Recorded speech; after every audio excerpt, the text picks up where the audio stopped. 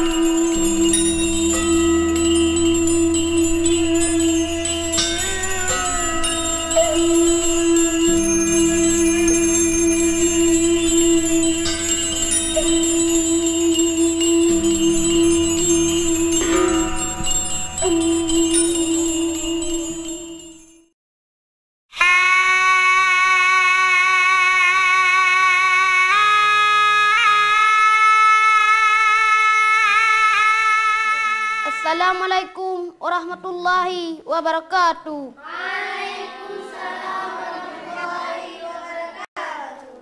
Beban muda-muda tak durhaka ke ayah ngan ma, tempat dalam neraka gesiksa ura akhirat, mesedang takun he Tuhan kana larang pelama talawan lebih lambat.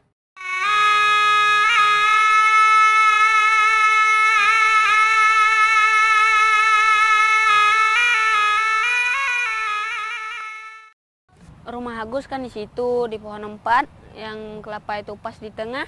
Sewaktu itu saya bawa lari adik sampai situ, ibu panggil adik kembali. Saya lari pas di sini. Adik saya lari ke warna rame di situ ada jalan dulu. Dek, nggak usah dek, kita harus tunggu keluarga. Saya bilang pohon yang 3 itu Agus kena tsunami. Adik terlepas. Agus sudah luka semua 3 kali di kesini gunung kasih turun naik turun. Pas yang keempat Agus bisa bangun. Aku berdiri naik ke puncak. Di situ pas ada orang yang nolong Agus.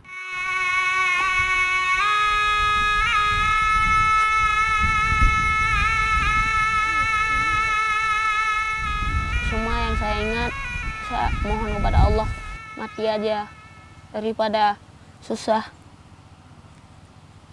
Saya ingat adik pasti seperti yang saya rasa sakitnya. Pas waktu itu saya dikasih naik ke atas gunung, 3 kali disorot sama gelombangnya. Adik nggak tahu lagi, muka saya udah bentol semua. Pas saya naik saya udah telanjang, nggak ada lagi pakaiannya. Ada orang perempuan 2 orang.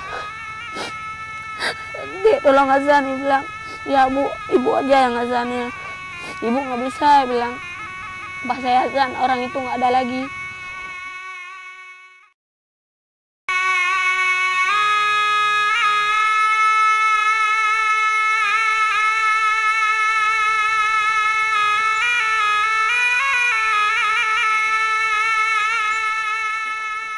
Rumah dulu memang kita di sini, cuma kita bangun pun itu bersama keluarga. Ternyata baru 1 hari kami pindah kemari, tiba-tiba tsunami datang. Memang nggak bisa berbuat apa-apa lah, untung aja anak-anak selamat. Cuma yang paling sedih bagi saya merasakan setelah karena keluarga mama nggak ada, Mas. Saya sebenarnya mbak nggak tega pulang sini karena mamanya nggak ada.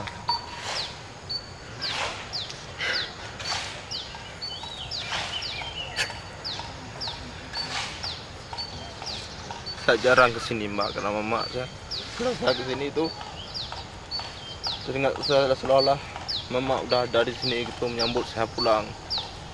Tapi sekarang nggak bisa saya ucapkan lagi lah, memang sangat sedih mbak karena mama nggak ada lagi.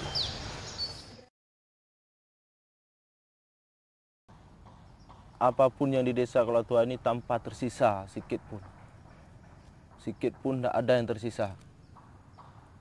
Apapun yang ada di Kolatua ini nggak ada yang tersisa. Mau rumah, segala bentuk untuk alat pencarian, tidak ada, total.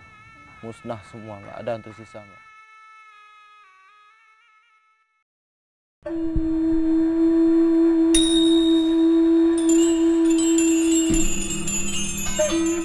Tiba-tiba kami terkejut. Pada waktu itu kami sedang tidur. Tiba-tiba kami terkejut. Gempa datang pertama pelan-pelan. Waktu saya bangunkan, gempa sudah begitu kuat. Kami terus berlarian ke bawah. Dan saya paling di depan, saya gendong anak saya yang paling kecil. Dan yang ketiga orang anak saya tinggal di belakang saya. Karena saya nggak bisa lagi pegang anak-anak yang ketiga orang itu lagi karena di tangga gempanya sudah kuat sekali. Jadi si Dewi pas di belakang saya, terus saya berteriak-teriak, cepat keluar. Gempa sudah kuat dan rumah kita pasti hancur. Kami terus berlari, kami hanya sampai di tangga yang paling bawah menuju lantai 1. Disitulah hancur rumah.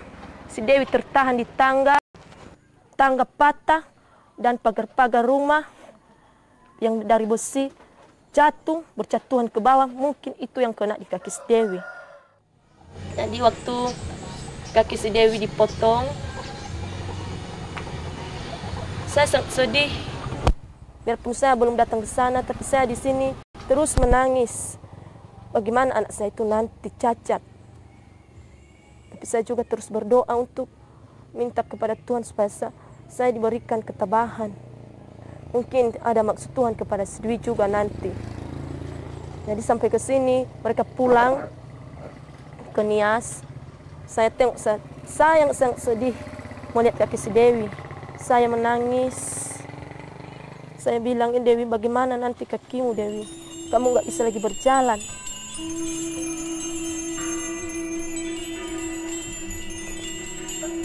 Itu yang saya rasakan waktu itu.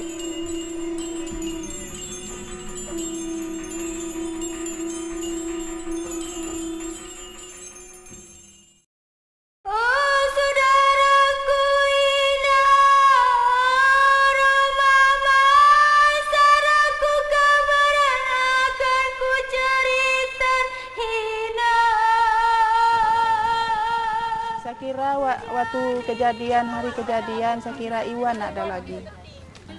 Tapi entah macam mana, ada berita, dapat berita saya. Waktu dapat berita, saya pulang mencari rezeki. Ada orang datang, Iwan masih ada, dia bilang. Terkejut saya. Rupanya entah macam mana lah. Dijumpakanlah saya sama Iwan. Begitu dapat si Iwan, lega rasanya. Waktu saya bertemu sama anak tuh rasanya nggak sanggup saya menahan hati. Seolah-olah saya udah pulang, harta saya kembali lagi, saya bilang. Nggak sanggup saya menahan hati, saya menangis memeluk anak tuh. Anak tuh pun memeluk saya, berjumpa dengan mamanya. Lalu saya digendong anak itu, saya bawa pulang. Saya minta terima kasih sama orang yang mengasuh anak saya selama hilang 2 bulan. Saya tidak sanggup mengingatnya membalas jasa orang yang memelihara anak saya selama hilang 2 bulan. Tapi yang lainnya 2 orang lagi belum tahu di mana sampai sekarang. Beritanya belum tahu lagi. Entah masih selamat, entah macam mana.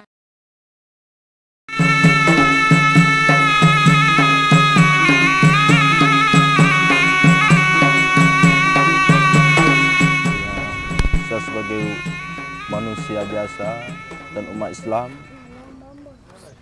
saya menerima cobaan ini dengan lapang dada juga dan tidak pernah memurkakan Allah. Mungkin Allah udah kehendaknya macam ini, cuma kami tetap tabah. Mungkin dengan rahmat ini Allah menurunkan azab kepada kami. Mungkin dengan cara ini kami bisa memandang bisa bergaul dengan orang luar. Baru kali ini bisa kita bergaul dan berbincang dengan orang itu.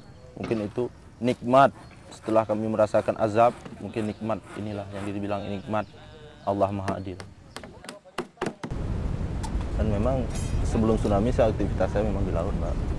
Ya sekarang karena udah tsunami, kebetulan kita pun peralatan kita habis dan bot kita pun rusak, makanya kita nggak bisa beroperasi lagi ke laut. Dan cuma sekarang ini kita terikat dengan relawan juga.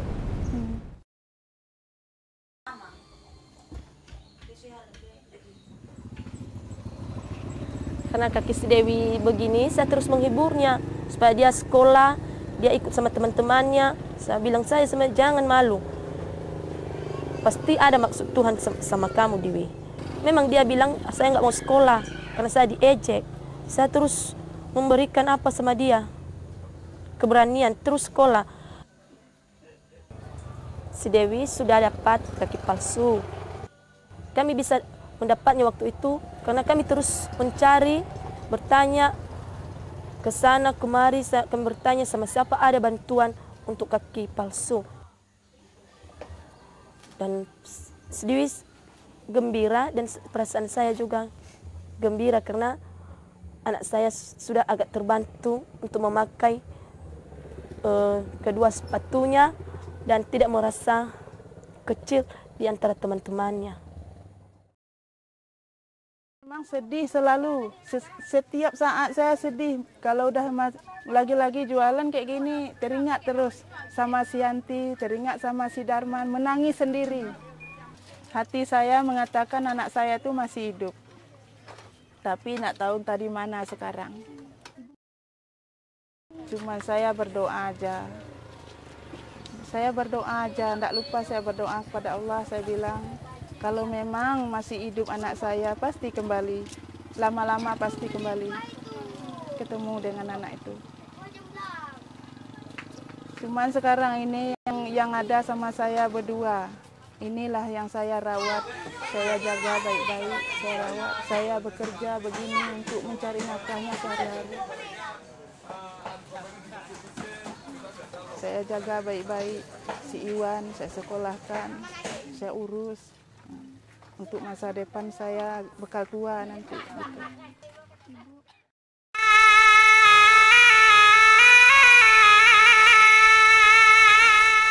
Saya pulang ke tenda, tinggal sendirian. Nanti kan ada dikasih makanan, barang-barang sama orang bule. Nah itulah saya makan seadanya. Nggak saya minta-minta sama orang lain, kalau dikasih saya ambil. Saya di tenda udah selama tsunami ini 7 bulan saya merasakan tinggal sendiri. Tidak sama dengan aku rasakan dengan ayah ibu sekeluarga. Pikiran dia ada yang tenang, selalu susah, sedih, teringat ayah ibu. Karena ibu udah meninggalkan saya. Ya Allah, bertobat pada Allah, berdoa biar ibu lapang kuburnya, masih nikmat oleh Allah. Nah, kalau dibandingkan dengan dulu emang susah sekarang. Tinggal sendirian, perasaannya lain, nggak ada orang tua, bukan seperti orang lain punya ayah ibu. Saya hanya tinggal sendirian di tenda, nggak ada yang menolong. Apa yang takutkan, ada Allah lindungin kita, Mbak.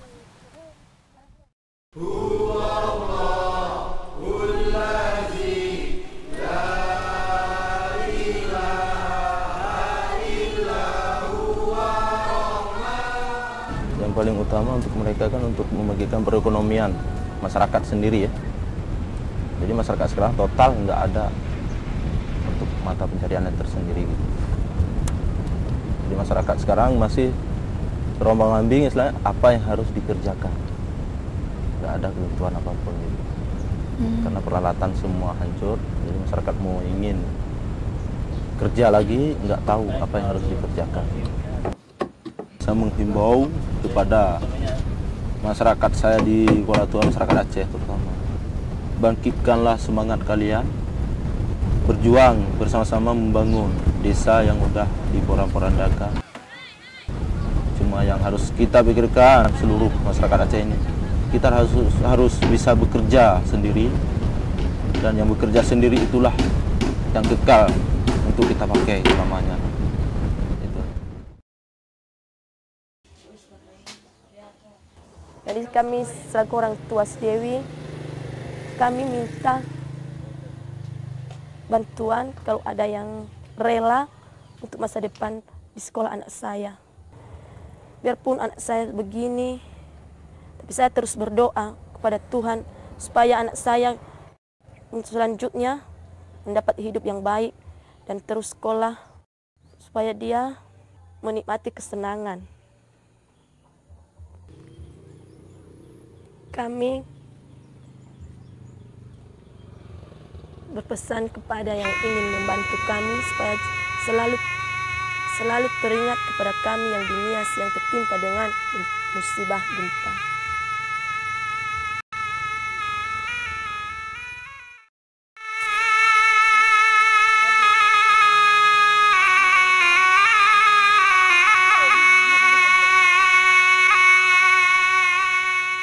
Padahal saya memang adalah rencana menambah modal saya ini, tapi belum ada lagi, belum sampai. Cuman enggak keras sekali saya pikir untuk itu. Cuman yang saya harapkan bantuan orang yang mencari anak saya lah. Gitu. Utama anak saya, kalau orang mau membantu saya, utama hidup saya inilah anak dulu.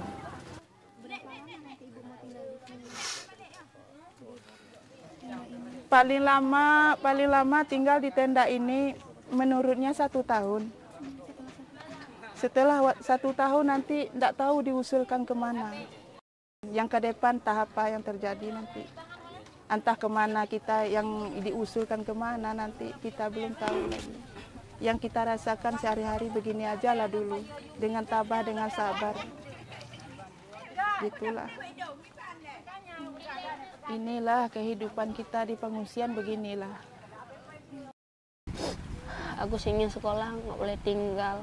Dan cita-cita Agus harus tercapai walaupun nggak ada ayah dan ibu sekeluarga. Apa yang Agus cita, misalnya masuk tentara, itu Agus harap cita-cita Agus tercapai. Emang dulu saya udah lama kawan tentara, sudah banyak pengalaman tentang tentara. Kasih cita-cita tentara. Bapak juga udah bilang, nanti kamu kalau udah besar masuk tentara aja. Cita Bapak cuma 2, pelukis dan tentara.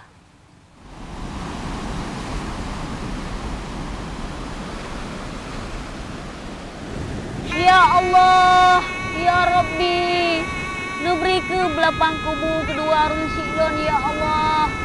Pada dron ya Allah, lon mengadu ya Allah, dan lon berdoa ya Allah. Nubri ke belapang kubu kedua arun siklon, namun selamat iman goyan ya Allah. Nubri ke Acehnya ya Allah, dan tentram le gejuk bahala ya Allah. Nupuji ke bahala yang kali kamu rasa ya Allah. Kejuk le bahala ya Allah. Nupu aman dan tentram nang ro Acehnya ya Allah. Nubri ke belapang kubu kedua Siklon dan kedua saudara lon ya Allah. Nungdak keku padron ya Allah. Amin ya Rabbil Alamin.